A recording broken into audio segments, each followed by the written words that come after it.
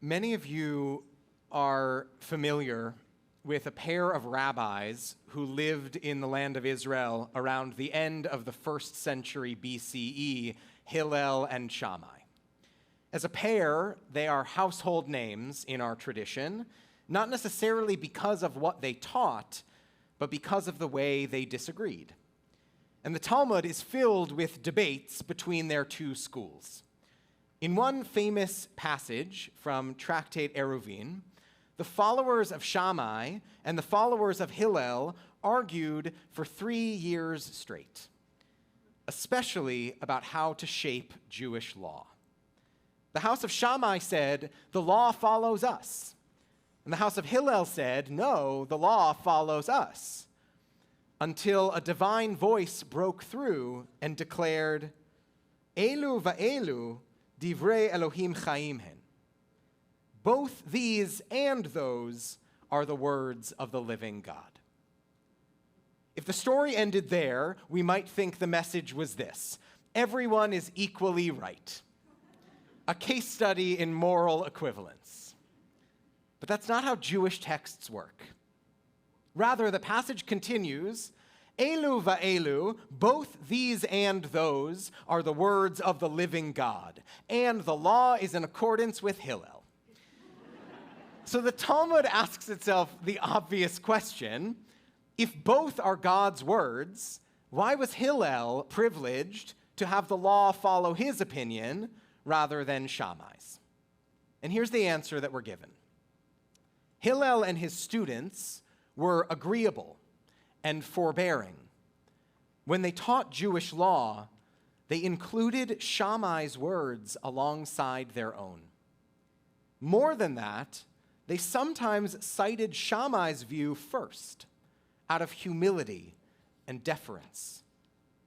That, the rabbis say, is why the house of Hillel endured, not because they were smarter, not because they were stronger, but because they modeled a kind of intellectual and spiritual generosity.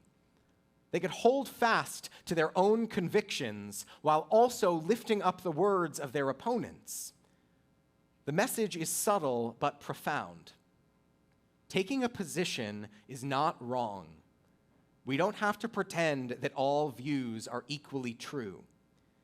But when we refuse to even acknowledge another perspective, when we dismiss it outright, we simply cut ourselves off from wisdom. There are likely sermons being delivered tonight, as we speak, across the Jewish world about the importance of big tent communities, about listening respectfully to those who see things differently. Those are important messages. But tonight, on Kol Nidre, I want to focus a little more inward. Because our tradition doesn't just ask us to sit politely with people who disagree. As hard as that is, it seems to be the bare minimum asked of us.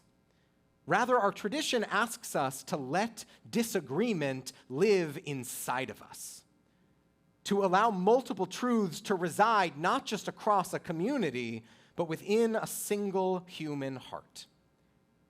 That's a far harder task. It's easier to pick a side and stick with it.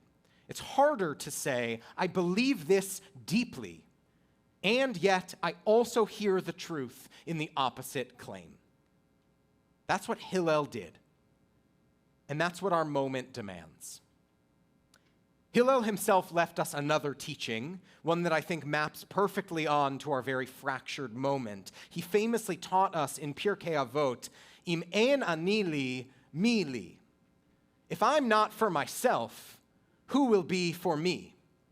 Uchshani la'atzmi, ma'ani. But when I'm only for myself, what even am I? V'im lo achshav, ematai. And if not now, when? Over these past 2 years, since October 7th, 2023, I've watched our Jewish world fracture largely into two camps, each clinging to one half of Hillel's teaching. On one side are the, if I am not for myself, who will be for me Jews? They look at the world and see the imminently present dangers around us. They remember centuries of betrayal and abandonment.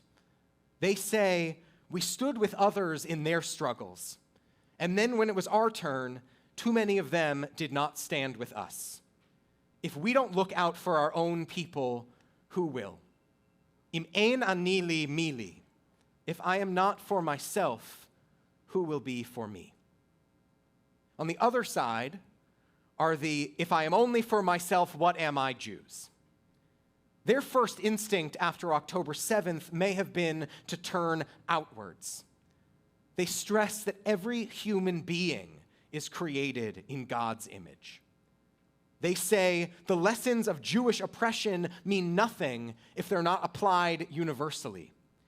Our history obligates us to focus on the most vulnerable, even if they are not our own. If I am only for myself, what am I? Both of these positions are Jewish. Both arise from our tradition, and both are incomplete on their own. For a long time, I stumbled over Hillel's final phrase, Ve'im lo achshav ematai. And if not now, when, right? What does this sense of urgency have to do with balancing these two poles? As we approach the 2-year anniversary of October 7th this coming week, I finally understand, better than ever, what Hillel meant. It's not enough to cycle between one truth and the other.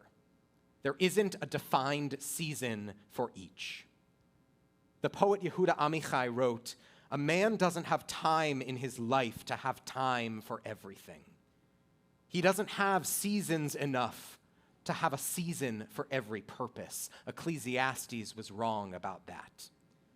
A man needs to love and to hate at the same moment, to laugh and cry with the same eyes, with the same hands to throw stones and to gather them, to make love in war and war in love. In other words, life doesn't wait for us to sort things out. Im lo achshav ematai. If not now, when? If not now to defend ourselves, when? If not now to care for others, when? So what does it mean in practice? It means rejecting the false choice that we have to divide into camps like rival sports teams. It means insisting on both and. It means that we can name the crime against humanity that is the ongoing hostage crisis without slipping into whataboutism. It means we can acknowledge the real threats to the Jewish people around the world and the rising scourge of anti-Semitism without discounting anyone else's vulnerability or pain. It means we can distinguish between a people, a nation, and a government. To love or support one does not require endorsing every action of the others. It means that we can look into the face of a starving child and have our initial gut reaction be one of empathy and compassion before we begin assigning blame or, God forbid, justification. It means that we can admit the impossible truth that real security fears and urgent human dignity must both matter. Neither is more or less important. Elu va'elu, both these and those are the words of the living God. I hear Hillel crying out to us, if now is not the time to wear our Judaism proudly, to embrace our connection to Israel, to turn our efforts and attention and resources to supporting our own Jewish communities, then when?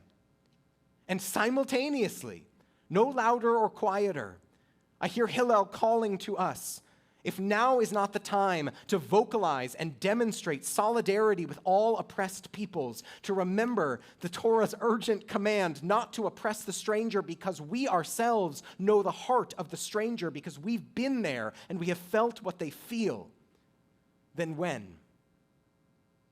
I want to acknowledge something directly. Talking about Israel and Gaza in a Jewish space is fraught. Some of you might hear this and might worry that I'm both sidesing by acknowledging these multiple truths. Others hear this and worry I'm not being supportive enough of Israel despite my lifelong love and commitment to that land. Some of you carry deep pain from feeling abandoned by progressives you once called allies. Others carry deep pain from feeling silenced in Jewish spaces when you name Palestinian suffering. I see all of that. And I want to say clearly, I'm not asking you to stop feeling what you feel. I am asking you to consider that our tradition demands more of us than picking one camp and rejecting the other. It has been devastating to see the implications pervading the Jewish community, that publicly supporting the hostages is a right-wing standpoint, that anything short of unequivocally condemning the state of Israel or the concept of a Jewish state itself is complicity in violence. The message is clear. Abandon any positive connection or affiliation with the state, or you can no longer call yourself a progressive. And on the other side, any statement of heartbreak for the loss of Palestinian life, for the starvation of children who never chose this, any compassion for a people living subject to another people's rule without self-determination, these are grounds for being labeled a traitor to the Jewish people or a self-hating Jew. I know some of you, just hearing these words, stirs grief, anger, or fear. I honor that. This is not easy. But there is another path. Elu va'elu. Both these and those are the words of the living God. I want to speak from my own heart now, because I am a Zionist. And I know this word lands differently for different people. Let me tell you what I mean when I use it. I'm not a Zionist because I think Jews are superior. That's not the definition of Zionism. I'm not a Zionist because I think Palestinian lives matter less than Jewish lives. That is also, thank God, not the definition of Zionism. I'm a Zionist because I believe that the Jewish people, like every people, including Palestinians, has a right to self-determination in our historic homeland. We don't have to agree on the best outcome. We don't have to share the same vision for the future of the Holy Land.